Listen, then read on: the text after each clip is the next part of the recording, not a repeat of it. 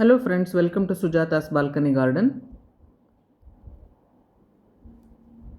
After pruning ನನ್ನ hibiscus ಪ್ಲ್ಯಾಂಟ್ಗಳಲ್ಲಿ ಸಾಕಷ್ಟು ಮೊಗ್ಗುಗಳು ಬರ್ತಾ ಇದೆ.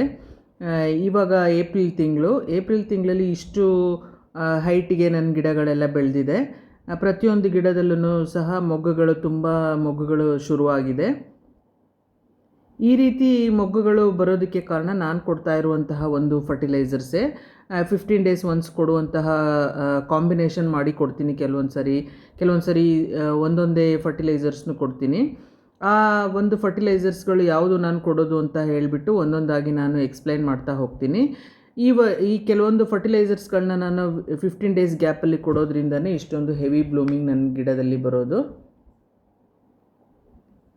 ಗಿಡಗಳು ಯಾವಾಗಲೂ ರೋಗಮುಕ್ತ ಆಗಿರಬೇಕು ಅಂತ ಅಂದರೆ ಅದಕ್ಕೆ ಅಪಿಡ್ಸ್ ಮತ್ತು ಮಿಲಿಬಗ್ಸ್ ಎಲ್ಲ ಅಟ್ಯಾಕಿಂದ ತಪ್ಪಿಸ್ಕೋಬೇಕು ಅಂತ ಅಂದರೆ ನಾವು ಎವ್ರಿ ವೀಕ್ ನಾವು ನೀಮ್ ಆಯಿಲ್ ಸ್ಪ್ರೇ ಮಾಡ್ತಾ ಇರಬೇಕು.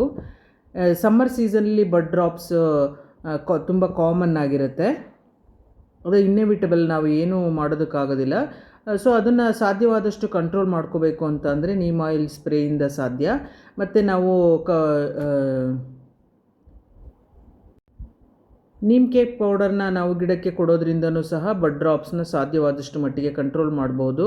ಎಪ್ಸಮ್ ಸಾಲ್ಟ್ನ ವಾಟರಲ್ಲಿ ಮಿಕ್ಸ್ ಮಾಡ್ಕೊಂಡು ಸ್ಪ್ರೇ ಮಾಡೋದ್ರಿಂದನೂ ಬಡ್ ಡ್ರಾಪ್ನ ಸ್ಟಾಪ್ ಮಾಡ್ಕೊಳ್ಬಹುದು, ತಕ್ಕ ಮಟ್ಟಿಗೆ ಸ್ಟಾಪ್ ಮಾಡ್ಕೋಬಹುದು.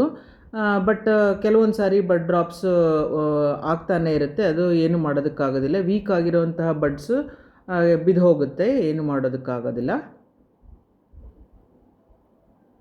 ಸೊ ನೀವು ನೋಡ್ತಾ ಇರ್ಬೋದು ಎಲ್ಲ ಪ್ಲ್ಯಾಂಟ್ಗಳನ್ನು ಸಹ ಅಷ್ಟೇ ಮೊಗ್ಗುಗಳು ಬರ್ತಾ ಇದೆ. ಕೆಲವೊಂದು ಉದುರ್ತಾ ಇದೆ, ಕೆಲವೊಂದು ಚೆನ್ನಾಗಿದೆ. ಹೆಲ್ದಿಯಾಗಿರೋ ಮೊಗ್ಗುಗಳು ಮಾತ್ರ ಚೆನ್ನಾಗಿ ಹಾಗೆ ಉಳ್ಕೊಳ್ಳುತ್ತೆ. ಎಲ್ಲ ಪ್ಲ್ಯಾಂಟ್ಗಳಲ್ಲೂ ಸಹ ಗ್ರೋತ್ ತುಂಬ ಚೆನ್ನಾಗಾಗಿದೆ. ಆಲ್ಮೋಸ್ಟ್ 2 months ಆಯಿತು ಇಷ್ಟು ಹೈಟಿಗೆ ಗಿಡಗಳು ಬೆಳೆಯೋದಕ್ಕೆ ಪ್ರೂನಿಂಗ್ ಆದ ನಂತರ.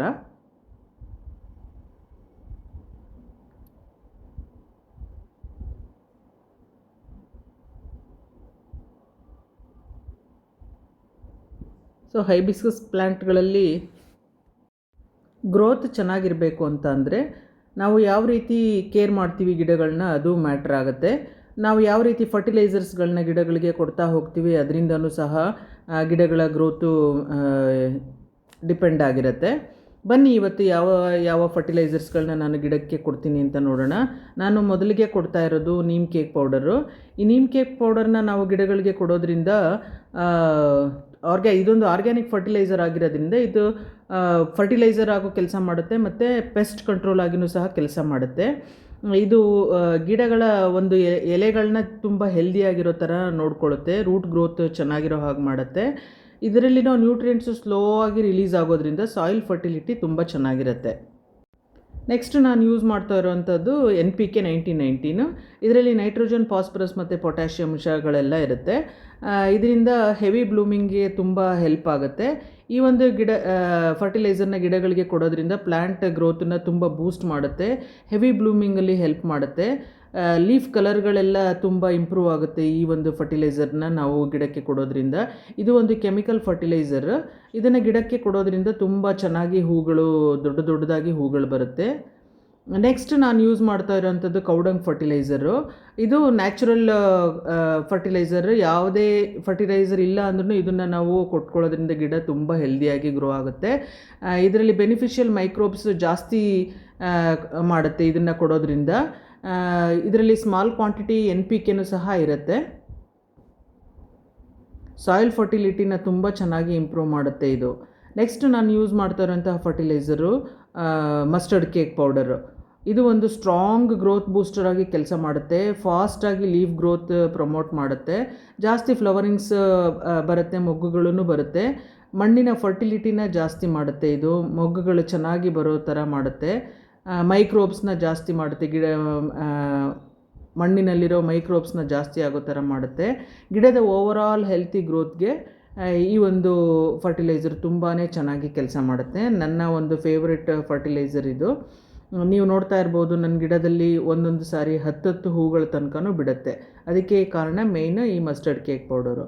ನೆಕ್ಸ್ಟ್ ನಾನು ಯೂಸ್ ಮಾಡ್ತಾ ಇರೋವಂಥದ್ದು ಎಗ್ಶೆಲ್ ಪೌಡರ್ ಎರಡು ರೀತಿಯಾಗಿ ನಾನು ಯೂಸ್ ಮಾಡ್ತೀನಿ. ಒಂದು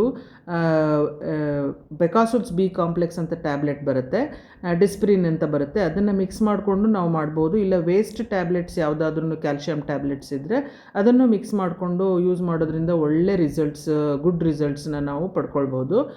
ಪ್ಯೂರ್ ಎಗ್ಶೆಲ್ ಪೌಡರ್ನು ಕೊಡೋದ್ರಿಂದ ಅದರಲ್ಲಿ ಕ್ಯಾಲ್ಶಿಯಂ ಅಂಶ ಜಾಸ್ತಿ ಇರೋದ್ರಿಂದ ಗಿಡಗಳ ಓವರಾಲ್ ಗ್ರೋತ್ ತುಂಬಾ ಚೆನ್ನಾಗಿರುತ್ತೆ, ಪ್ಲ್ಯಾಂಟ್ ಸ್ಟ್ರಕ್ಚರನ್ನು ತುಂಬ ಚೆನ್ನಾಗಿರುತ್ತೆ. ನೆಕ್ಸ್ಟ್ ನಾನು ಯೂಸ್ ಮಾಡ್ತಾ ಇರೋವಂಥದ್ದು ಆನಿಯನ್ ಪೀಲ್ ಫರ್ಟಿಲೈಸರ್. ಇದನ್ನು ಗಿಡಕ್ಕೆ ಕೊಡೋದ್ರಿಂದ ಗಿಡದ ಗ್ರೋತನ್ನ ತುಂಬ ಬೂಸ್ಟ್ ಮಾಡುತ್ತೆ, ಮೈಲ್ಡಾಗಿ ಪೆಸ್ಟ್ ಕಂಟ್ರೋಲನ್ನು ಸಹ ಇದು ಮಾಡುತ್ತೆ. ಇದನ್ನು ನಾವು ಮನೆಯಲ್ಲೇ ಮಾಡ್ಕೊಳ್ಬೋದು. ಆನಿಯನ್ ಸಿಪ್ಪೆಗಳನ್ನ ಕಲೆಕ್ಟ್ ಮಾಡಿಟ್ಕೊಂಡು ನಾವು ಪೌಡರ್ ಮಾಡಿಕೊಂಡು ಇದನ್ನು ಯೂಸ್ ಮಾಡ್ಬೋದು. ಫ್ಲವರಿಂಗ್ಸ್ ತುಂಬ ಬರುತ್ತೆ, ಮೊಗ್ಗು ಸಹ ಜಾಸ್ತಿ ಬರೋ ಥರ ಮಾಡುತ್ತೆ, ಪ್ಲ್ಯಾಂಟ್ ಇಮ್ಯುನಿಟಿನ ಜಾಸ್ತಿ ಮಾಡುತ್ತೆ. ರೂಟ್ ಮತ್ತು ಸ್ಟೆಮ್ ಇದರಿಂದ ಸ್ಟ್ರಾಂಗ್ ಆಗಿರುತ್ತೆ, ಫಂಗಸ್ ಬರದೇ ಇರೋ ಥರ ನೋಡ್ಕೊಳ್ಳುತ್ತೆ. ಈ ಒಂದು ಫರ್ಟಿಲೈಸರ್ನ ನಾವು ಗಿಡಕ್ಕೆ ಕೊಡೋದ್ರಿಂದ ಹಾಗೇನೂ ಕೊಡ್ಬೋದು, ಲಿಕ್ವಿಡ್ ರೂಪದಲ್ಲಿನೂ ಕೊಡ್ಬೋದು, ಪೌಡರ್ ರೂಪದಲ್ಲಿನೂ ಕೊಡಬಹುದು. ಇದು ಸಾಯಿಲ್ ಸ್ಟ್ರಕ್ಚರ್ನ ಚೆನ್ನಾಗಿ ಮಾಡುತ್ತೆ. ನನ್ನ ಒಂದು ಫೇವ್ರೆಟ್ ಫರ್ಟಿಲೈಸರ್ ಇದು ಒಂದು. ನೆಕ್ಸ್ಟ್ ನಾನು ಕೊಡ್ತಾ ಇರೋವಂಥದ್ದು ಬನಾನಾ ಪೀಲ್ ಫರ್ಟಿಲೈಸರ್. ಇದು ಒಂದು ರಿಚ್ ಪೊಟ್ಯಾಷಿಯಮ್ ಮತ್ತು ಫಾಸ್ಫರಸ್ ಇರುವಂತಹ ಒಂದು ತುಂಬ ಒಳ್ಳೆಯ ಒಂದು ಫರ್ಟಿಲೈಸರ್ ಇದು. ಇದನ್ನು ಗಿಡಗಳಿಗೆ ಕೊಡೋದ್ರಿಂದ ಹೆವಿ ಬ್ಲೂಮಿಂಗಲ್ಲಿ ತುಂಬ ಸಪೋರ್ಟ್ ಮಾಡುತ್ತೆ ಮತ್ತು ದೊಡ್ಡದಾಗಿ ಹೂ ಬಿಡುತ್ತೆ. ಓವರಾಲ್ ಪ್ಲ್ಯಾಂಟ್ ಗ್ರೋತು ತುಂಬ ಚೆನ್ನಾಗಿರುತ್ತೆ, ರೂಟ್ಸ್ ಡೆವಲಪ್ಮೆಂಟೂ ತುಂಬ ಚೆನ್ನಾಗಿ ಆಗುತ್ತೆ. ನೀವು ನೋಡ್ಬೋದು ನನ್ನ ಗಿಡದಲ್ಲಿ ತುಂಬಾ ಚೆನ್ನಾಗಿ ಮೊಗ್ಗುಗಳು ಬರ್ತಾಯಿದೆ. ಅದಕ್ಕೆ ಮೇಯ್ನ್ ರೀಸನ್ನು ನಾನು ಇವನ್ನೆಲ್ಲ ಕಾಂಬಿನೇಷನ್ ಆಗಿ ಗಿಡಗಳಿಗೆ ಕೊಡೋದ್ರಿಂದ ಇಷ್ಟೊಂದು ಚೆನ್ನಾಗಿ ಗ್ರೋತ್ ಇರೋದು. ನೆಕ್ಸ್ಟ್ ನಾನು ಕೊಡ್ತಾ ಇರೋದು ಎಪ್ಸಮ್ ಸಾಲ್ಟ್ ಫರ್ಟಿಲೈಸರು. ಇದರಲ್ಲಿ ಮೆಗ್ನೀಷಿಯಮ್ ಸಲ್ಫೇಟ್ ಕಂಟೆಂಟ್ ಜಾಸ್ತಿ ಇರುತ್ತೆ. ಇದನ್ನು ಕೊಡೋದ್ರಿಂದ ಲೀವ್ಸ್ ಗ್ರೀನ್ ಆಗೋದಕ್ಕೆ ಹೆಲ್ಪ್ ಮಾಡುತ್ತೆ. ಫೋಟೋಸಿಂಥಸಿಸ್ ಕ್ರಿಯೆ ಇದರಿಂದ ತುಂಬ ಚೆನ್ನಾಗಿ ಆಗುತ್ತೆ. ಗಿಡಗಳಿಗೆ ನಾವು ಲಿಕ್ವಿಡ್ ರೂಪದಲ್ಲಿ ಸ್ಪ್ರೇ ಮಾಡೋದ್ರಿಂದ ಫೋಟೋಸಿಂಥಸಿಸ್ ಕ್ರಿಯೆ ತುಂಬ ಚೆನ್ನಾಗಿ ಗಿಡದಲ್ಲಿ ಆಗುತ್ತೆ. ಫ್ಲವರಿಂಗ್ಸ್ನ ಇನ್ಕ್ರೀಸ್ ಮಾಡುತ್ತೆ. ಹಳದಿ ಆಗಿರುವಂಥ ಎಲೆಗಳು ಗ್ರೀನಾಗಿ ಟರ್ನ್ ಆಗೋದನ್ನು ನಾವು ನೋಡಬಹುದು. 1 ಸ್ಪೂನ್ ಪರ್ ಪಾಟ್ ನಾವು ಹಾಗೇನೋ ಪೌಡರ್ ರೂಪದಲ್ಲಿ ಕೊಟ್ಕೊಳ್ಬಹುದು. ನೆಕ್ಸ್ಟ್ ನಾನು ಕೊಡ್ತಾ ಇರೋವಂಥದ್ದು ಕೌಡಂಗ್ ವುಡ್ ಆ್ಯಶ್ ಪೌಡರ್ ಅಂತಲೂ ಕರಿತೀವಿ, ಕೌಡಂಗ್ ಆ್ಯಶ್ ಪೌಡರನ್ನು ಮಾಡ್ಕೊಳ್ಬಹುದು. ಇದರಲ್ಲಿ 2 ಥರನೂ ಇರುತ್ತೆ. ಸೊ ಇದನ್ನು ನಾವು ಗಿಡಗಳಿಗೆ ಕೊಡೋದ್ರಿಂದ ಇದರಲ್ಲಿ ಕ್ಯಾಲ್ಶಿಯಂ ಇರುತ್ತೆ. ಇದು ಒಂದು ರೀತಿ ಮಿನರಲ್ ಸಪ್ಲಿಮೆಂಟ್ ಥರ ಕೆಲಸ ಮಾಡುತ್ತೆ.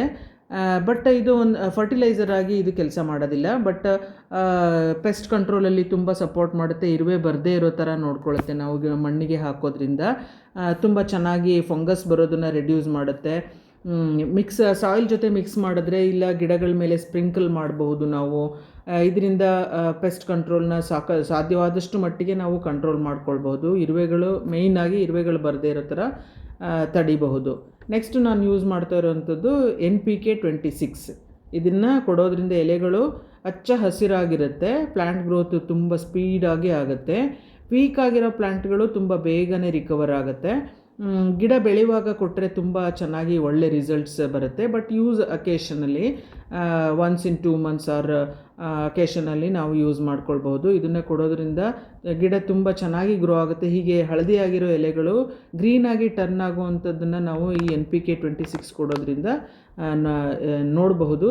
ಮತ್ತು ಪ್ಲ್ಯಾಂಟ್ ಗ್ರೋತನ್ನು ತುಂಬ ಸ್ಪೀಡಾಗಿ ಆಗುತ್ತೆ. ಸೊ ನೋಡಿದ್ರಲ್ಲ, ನಾನು ಕೊಡೋವಂಥ ಕೆಲವೊಂದು ಫರ್ಟಿಲೈಸರ್ಸ್ಗಳನ್ನ ಲಿಸ್ಟ್ ನಿಮ್ಮ ಮುಂದೆ ಇಟ್ಟಿದ್ದೀನಿ. ಹೋಪ್ ನಿಮಗೆ ಇಷ್ಟ ಆಯಿತು ಅಂತ ಅಂದ್ಕೊಳ್ತೀನಿ. ನೀವು ಇದೇ ರೀತಿ ಫಾಲೋ ಮಾಡೋದ್ರಿಂದ ಗಾರ್ಡನ್ ಕೇರ್ ಟಿಪ್ಸ್ನ ಫಾಲೋ ಮಾಡೋದ್ರಿಂದ ನಿಮ್ಮ ಗಾರ್ಡನಲ್ಲೂ ಸಹ ಹೆವಿ ಬ್ಲೂಮಿಂಗ್ನ ನೀವು ಆರಾಮಕ್ಕೆ ಪಡ್ಕೊಳ್ಬಹುದು. ಹೋಪ್ ನಿಮಗೆ ಈ ವಿಡಿಯೋ ಇಷ್ಟ ಆಯಿತು ಅಂತ ಅಂದ್ಕೊಳ್ತೀನಿ. ಇಷ್ಟ ಆದರೆ ಒಂದು ಲೈಕ್ ಮಾಡಿ, ಶೇರ್ ಮಾಡಿ, ನಿಮ್ಮ ಫ್ರೆಂಡ್ಸ್ಗಳ ಜೊತೆ ಶೇರ್ ಮಾಡಿ. ನಾನು ಮಾಡುವಂಥ ಟಿಪ್ಸ್ಗಳು, ಕೊಡುವಂಥ ಫರ್ಟಿಲೈಸರ್ಸ್ಗಳು ನಿಮಗೆ ಇಷ್ಟ ಆಯಿತು ಅಂತ ಅಂದ್ಕೊಳ್ತೀನಿ. Thanks for watching. ಬಾಯ್.